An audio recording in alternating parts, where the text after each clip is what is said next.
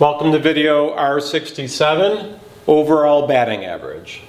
So we have the statistics for Alfonso Soriano of the Chicago Cubs for the first half of the season and the second half of the season.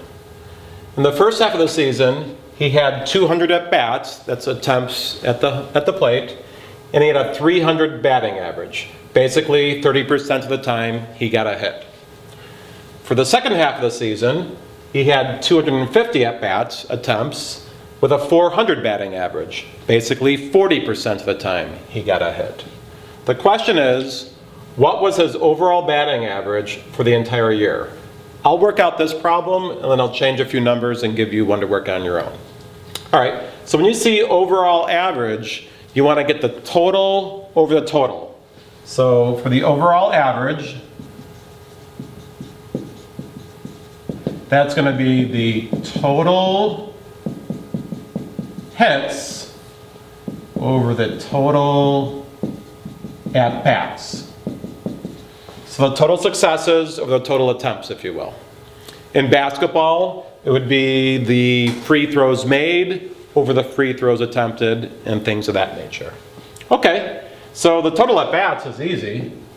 He had 200 at-bats here and 250 at-bats there, so we had 450 total at-bats for the season. A common mistake made, I'll just point it out, is students simply average these two numbers and get 350. You can't do that. It's actually weighted more in the second half because he had more action in the second half. All right, so let's just find out the hits here, sum them, and we'll be done. Oh, so to find the hits here, all I've got to do is multiply 200 times 0.30. I'll do that on my calculator.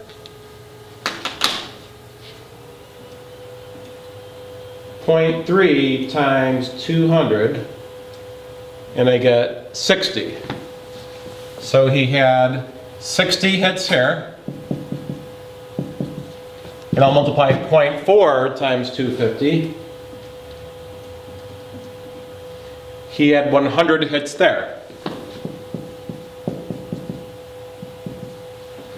So the total hits, 60 plus 100 is 160. All I do is take that ratio and I'm done. 160 hits divided by 450 attempts, and we get 0.35 repeating. For batting averages, we round to 3 decimal places. So I'm going to say this is approximately 0.356. And that's the answer. Not 350, but 356. All right, so I'm going to give you another problem. I'll just change a couple numbers slightly and see if you could work it out.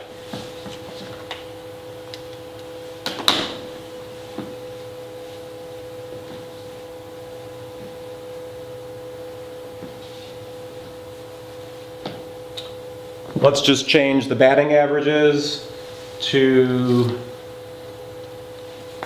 270. This is now part B. And let's change this batting average to 0.288. We'll keep the same at-bats. All right, so try to work that problem out. I'll put the answer down momentarily.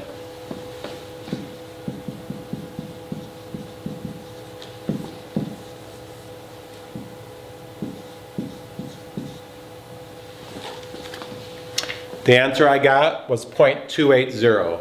Again, for batting averages, we usually report 3 decimal places, so that's why I included the 0. And there you have it, how to work out problems involving overall batting average.